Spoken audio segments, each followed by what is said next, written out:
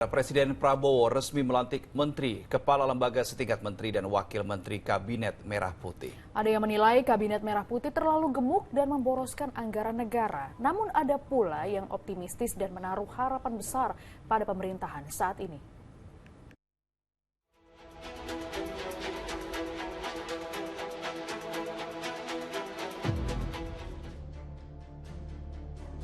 Presiden Prabowo Subianto Senin pagi secara resmi melantik 48 menteri dan 5 kepala lembaga setingkat menteri di Istana Negara Jakarta. Sebelumnya minggu malam nama-nama menteri yang masuk dalam kabinet yang diberi nama Kabinet Merah Putih ini telah diumumkan langsung oleh Prabowo di Istana Negara. Di antara nama-nama menteri yang dilantik juga terdapat menteri lama dan juga wajah baru. Dalam proses pelantikan, rohaniwan mengambil sumpah dan janji dari seluruh anggota Kabinet Merah Putih. Usai melantik para menteri, Senin sore Prabowo juga melantik 56 wakil menteri di Istana Negara. Dan kali ini Prabowo didampingi oleh ajudan Rizky Irmansyah, bukan lagi Mayor Teddy.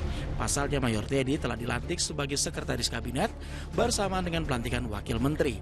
Bersediakah saudara-saudara untuk diambil sumpah janji menurut agama masing-masing? Bersedia. Bahwa saya akan setia kepada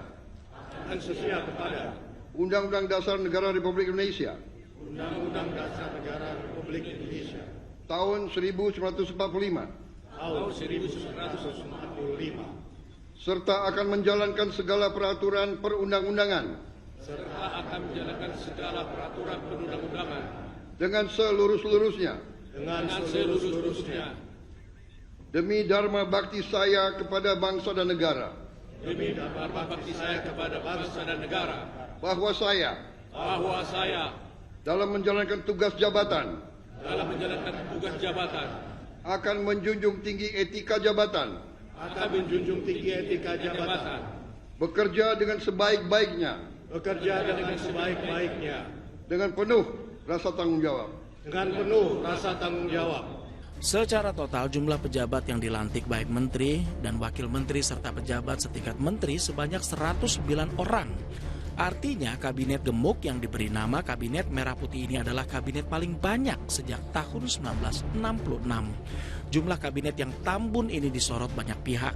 Lembaga Kajian Ekonomi Center of Economic and Law Studies atau CELIOS menyatakan kabinet gemuk Prabowo Gibran akan membebani APBN. Karena semakin gemuk kementerian dan wakil menteri akan berujung pada penambahan anggaran untuk menggaji, fasilitas kantor, uang pensiun, serta tunjangan pejabat. CELIOS memperkirakan potensi pembengkakan APBN sebesar 1,95 triliun rupiah untuk 5 tahun ke depan. Jumlah ini belum termasuk beban belanja barang dan pembangunan gedung baru. Usai pelantikan, selain akan membentuk struktur dalam beberapa kementerian baru, para tokoh yang dilantik pun menyatakan akan mengikuti arahan Presiden hingga target 100 hari kerja mereka dalam memimpin kementerian masing-masing. Sementara Direktur Eksekutif Trias Politika Strategis Agus Baskoro menyebut, gemuknya Kabinet Merah Putih diyakini mampu mengoptimalkan visi dan misi Presiden Prabowo dan Wakil Presiden Gibran Rakabuming Raka untuk 5 tahun ke depan, terutama menaikkan ekonomi negara dengan target 8%. Iya, mestinya bisa ya, karena Pak Prabowo memang tidak bisa dimungkiri mesti melakukan akomodasi politik agar ya kabinetnya bisa memastikan stabilitas politik terjadi. Walaupun tetap ada ekses ataupun kontraksi-kontraksi politik yang mengemuka karena sedikit banyak ini arahannya soal efektivitas pemerintahan maupun soal efisiensi anggaran.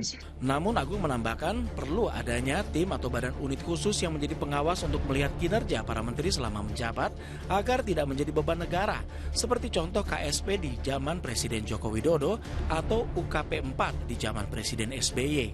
Tim Liputan AMSY TV melaporkan.